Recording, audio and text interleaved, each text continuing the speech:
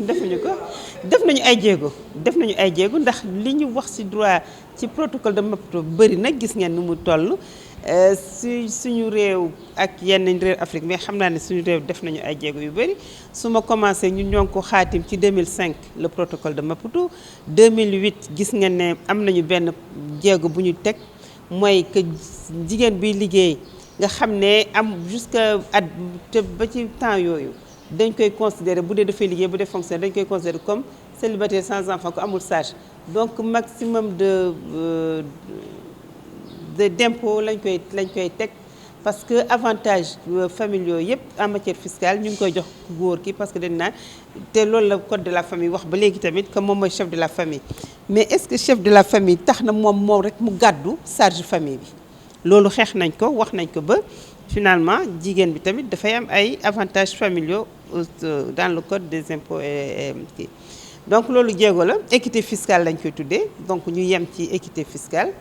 bi loolu passé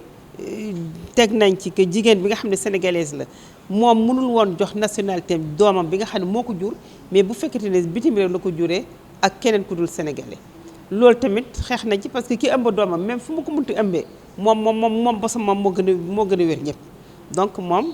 waroon na mën a jox doomam nationalité ak fu mu ko mën a amee mais amu ko woon ba 2013 la ñu door a réviser la loi sur la nationalité accordé ko moom bu amee doom bitim réew ak beneen ku dul sénégalais doomam boobu war na mu nekk sénégalais ñu daxaat ba ci kanam ñu accordé waat jëkkër bi parce que jigéen sénégalaise bu daan sëy ak ku dul sénégalais lu ñu yàgg-yàgg ci sëy bi kële étranger di rek lay doon même bu dee mu ngi dund ak moom fii ci Sénégal étranger lay doon donc loolu tamit gagné nañu défi boobu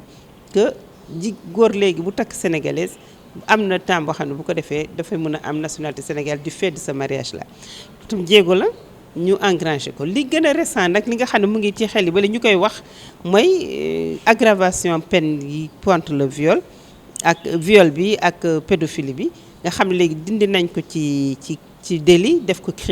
criminalisation loolu tam bokk na ci li nga xam ne protocole de Maputo sàkk woon na ko réew yi def ko ñu tam def nañ ko donc je pense que kon delloo ñu ginnaaw dañoo avancé